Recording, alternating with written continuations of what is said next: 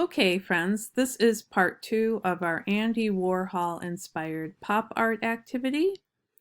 At this point, you have designed a rough draft of your own soup can using colors and words and adjectives that describe you.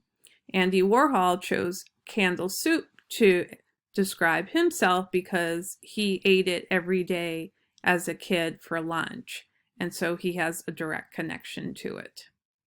So today we're going to move on to the next step of this project, and that is to create your own logo.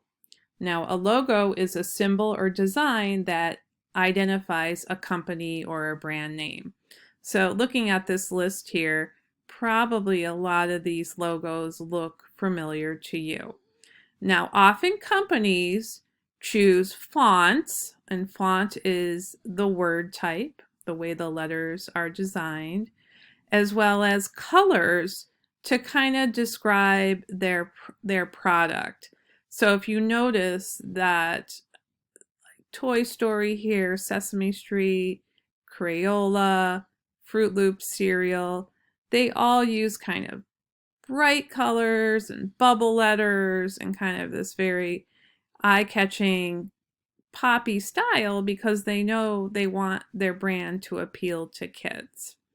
Now, other brands such as Apple or Yahoo, or UNICEF here, their font is a little bit more serious because it appeals more to an adult audience.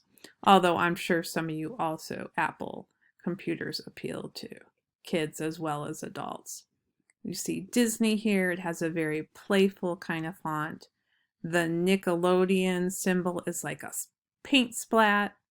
So you want to think about that when you're designing your lettering as well as the colors for your logo design. You want to also keep your logo pretty simple and eye-catching because the goal of your soup can is you want people to buy your product or buy your soup. So you want to use a symbol that can be seen from a distance. So these are some superheroes. I found some Avenger symbols that I think make great logos. Hey, if you're a superhero fan, you might want to use a logo that kind of connects to these characters. Also animals, if you have a connection to animals, an animal symbol or logo would also be a great idea for this project. Again, you want to keep it your design very, very simple and easy to see from a distance. And here are some Campbell Soup examples, some more Campbell Soup as well as some other cans. You can see the colors are very bright.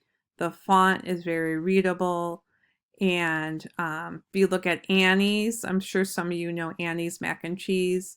Their little mascot is a bunny. You can see the bunnies coming out of their logo symbol. So you need to think about, and it could be more than one design. You can think about your lettering as well as your images you want to put on your can to have it represent you. And I'll be explaining that more in our next art activity. All right, so I will be talking to you soon. Hope you're having a great day.